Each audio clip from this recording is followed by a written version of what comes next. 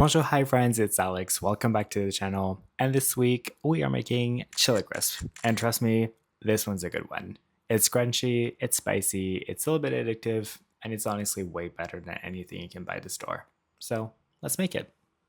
Okay, so for this recipe, you'll need garlic, you'll need shallots, you'll need avocado oil, you'll need Chinese chili flakes, and you'll also need a bunch of spices. You can find the recipe, it's already on the blog, alexdionkanjer.com, so you can look on the blog. It's already there. Search for chili crisp. You'll find the recipe. It's excellent. Make it today. It's worth it. So we'll start by thinly slicing the garlic and the shallots.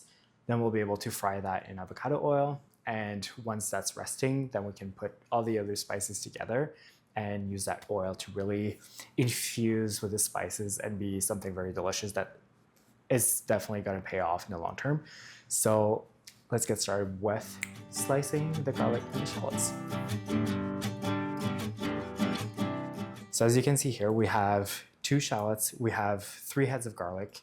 It seems like a lot, but you need to keep in mind that we're making a lot. We're basically doing this full jar full of chili crisp, which is basically roughly 3 cups. So it's a lot, but it lasts for 3 months in the fridge. So why not make 3 cups instead of just making roughly a cup, or even just buying the small jar at the store? Not worth it. Make your own. It'll be good. So we'll just start by peeling a lot of garlic to be able to use all of that good stuff. And if you want, you can peel it days in advance. It keeps well in the fridge. Don't buy the pre-peeled stuff or the pre-minced garlic. That's gross. You can do it yourself, and you should do it yourself because it makes a difference. So take some time, maybe like 1 head of garlic a day, so you can do it over 2 days. But yeah, you can just do it ahead of time, or you can just do it now, like I'm gonna do. So I'm just gonna peel all of this garlic and shallots, and when that's ready, we'll be right back. Welcome back. Now we have all of our garlic. By the way, this is 2 cloves. Like, they're huge. And we have the shallot. And there's 2 methods that you can go around with this. You can just use a knife if you're more comfortable with that. You can also use a mandolin. If you're too scared, or if you don't want to invest in a mandolin, totally fair. I use it for a few different things like that. But you can also just use a regular knife. Just make sure that you don't put your fingers through the blade, because then you're gonna cut yourself. You can buy one of those fancy little gloves that prevent cuts. I don't have those, so I won't use them. But just be careful, just go slowly and you'll be fine, I swear. Cue to me cutting myself eventually. Don't cut yourself, don't cut yourself.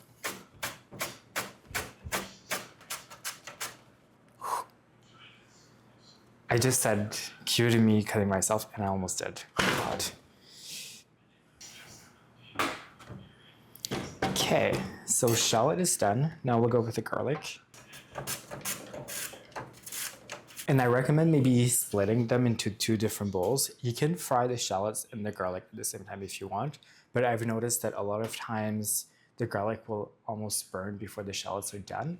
So that's why I do it in 2 parts, but totally up to you. You can just throw everything together and just see the result. So we are officially done. We have the shallots and the garlic. Everything is sliced. So off camera, I've been warming some avocado oil in basically just a saucepan. So roughly 2 cups of avocado oil. Started warming this up.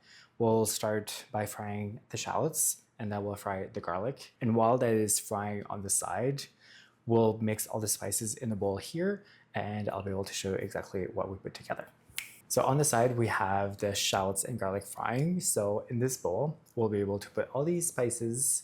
We'll put them in the bowl right here. So I'll show you exactly what we're doing. So we start with Chinese chili flakes.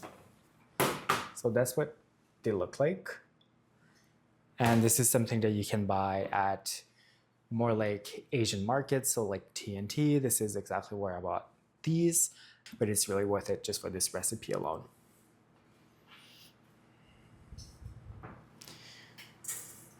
And then we go with some regular red chili flakes that you already probably have in your pantry. About this much. It's mostly just for the crunch. It's not really for the flavor because the spiciness actually comes from the Chinese chili flakes, but the first thing that we put in the bowl. It won't necessarily come from the red chili flakes, but it's good to have them still for the crunch and the texture. And then we need, of course, some salt and some sugar. I like to toss them a little bit so that when we put the oil in it, it won't necessarily create clumps and it'll actually be already pre-mixed, so it'll be all good.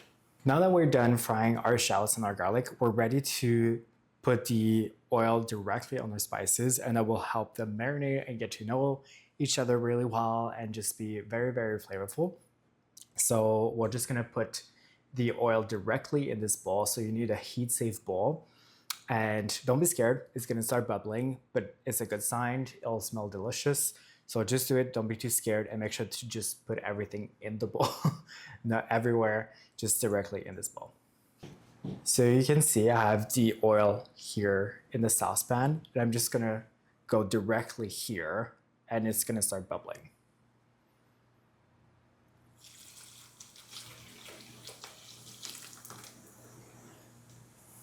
So then it's just fizzing and bubbling a little bit. I like to use a spoon and just mix everything so that there's no clumps, and to make sure that the oil is actually really getting the most flavor out of those spices.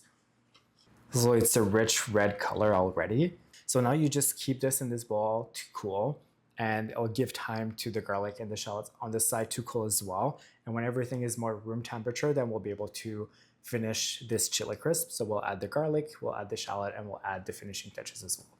So I'll see you right then. So now that the chili oil has been rested for a few hours, it's more room temperature. Our garlic is done, our shallots are done, they're rested. We'll be able to add all the rest of our ingredients to finish the chili crisp. So we'll need a little bit more soy sauce. We'll add mirin. As a French Canadian, I have to use some maple syrup. And of course, we'll add some sesame seed to add the texture, the crunch of the chili crisp. So we'll go with just 1 tablespoon of soy sauce. You don't want to add too much soy sauce if you already added salt, because the soy sauce is very salty. So if you add a little bit more salt, less soy sauce, less salt, more soy sauce. Then we'll go in with a tablespoon of mirin. We'll do a tablespoon of maple syrup and a little bit over. Won't hurt anyone.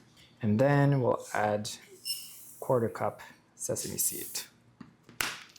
And we'll just mix all of this.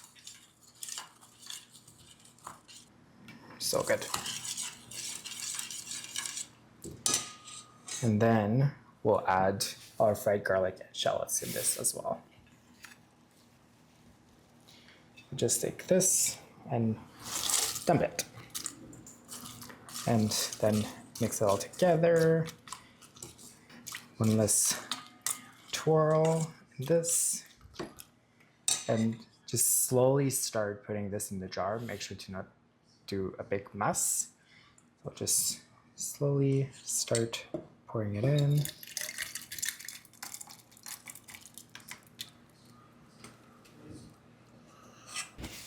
And I did a little bit of a mess. Paper towels, love it. And I like to just wipe all the excess if there's any. It just went everywhere on the jar.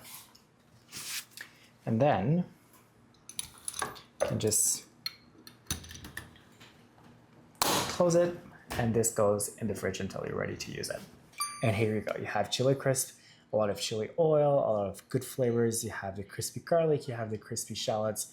It's the best thing ever. So I highly recommend you make it, and I'll show you, for example, on what you can eat it, because we're gonna use it for our dinner tonight. So let's go.